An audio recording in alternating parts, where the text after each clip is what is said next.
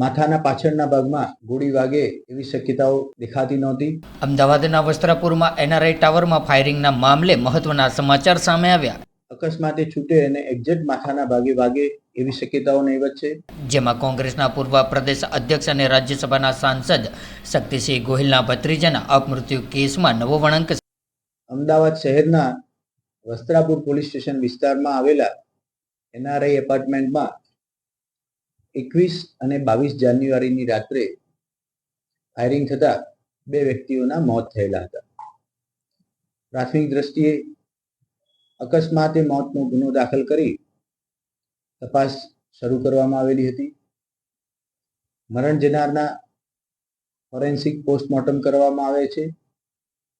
લગ્નગાળો ટૂંકો હોવાથી અકસ્માત મોતનો ગુનો એસીપી એ ડિવિઝનનાઓને તપાસ માટે સોંપવામાં આવેલો હતો.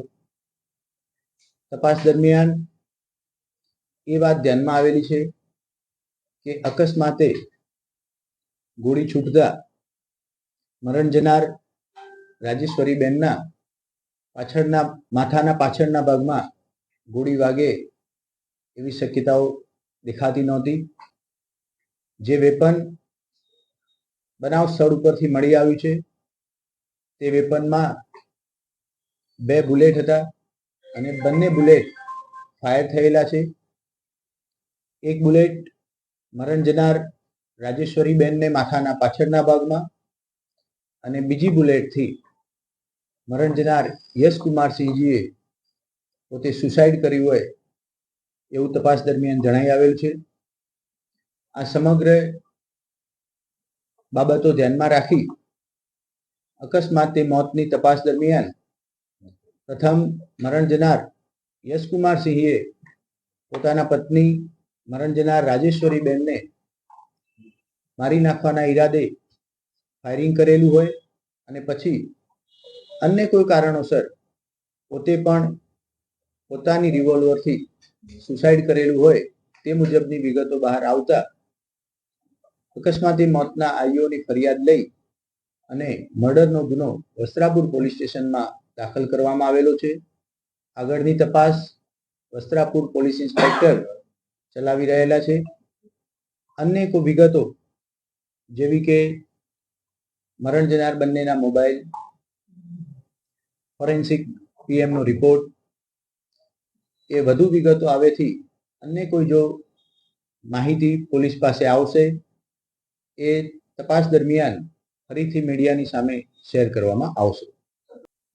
શરૂઆતમાં અકસ્માતનો ગુનો દાખલ કરી જે તપાસ હાથ ધરવામાં આવી એ દરમિયાન જે બુલેટ મરણ જનાર રાજેશ્વરીબાના માથાના ભાગમાં વાગેલી છે એ બુલેટ અકસ્માતે છૂટે અને એક્ઝેક્ટ માથાના ભાગે વાગે એવી શક્યતાઓ નહીવત છે.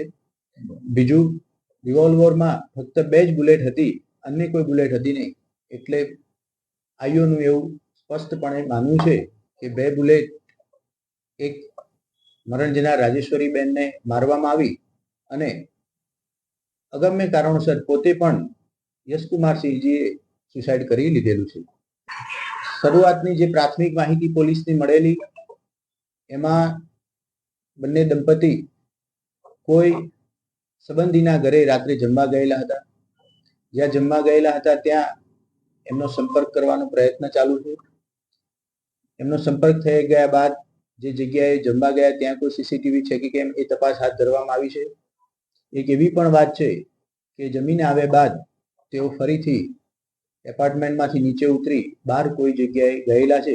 એ તમામ જગ્યાઓના અને રોડ ઉપરની કોઈ જગ્યાઓ કે જ્યાં બંનેની સીસીટીવી ફૂટેજ મળી શકે એ તમામ જગ્યાઓ લઈ ફૂટેજ અને અત્યારે હાલ તપાસ હાથ ધરવામાં આવે છે કે જ્યારે પણ બહાર જમવા ગયા અથવા તો બીજી વાર નીચે ઉતર્યા ત્યારે એમની પાસે રિવોલ્વર હતી કે કેમ, હતી તો ક્યાં રાખેલી હતી, ફૂટેજમાં દેખાય છે કે કેમ, એ તમામ પહેલુઓ મર્ડરની તપાસમાં તપાસવામાં આવશે. જ્યારે ઘટના બની બંનેના ફાયરિંગથી મોત થયા એ વખતે જ બનાવ સ્થળનું પંચનામું કરી અને ઘરની જે રૂમમાં ફાયરિંગના લીધે મોત થયા છે એ તમામ પંચનામું કરી અને તપાસ હાથ ધરી લેવામાં આવી છે. 2 દિવસમાં કેટલા નિવેદન કે કોઈ પૂછપરછ કરાઈ?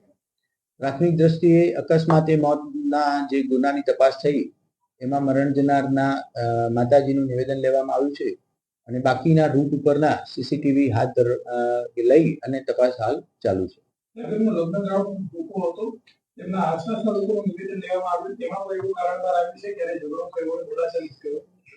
અત્યારે એમના માતાશ્રી સિવાય અન્ય કોઈના નિવેદન લેવામાં આવેલા નથી. પોલીસ તપાસ દરમિયાન ઘરમાંથી ફાયર થયા બાદની એક ખાલી કેસ મળી આવેલું છે.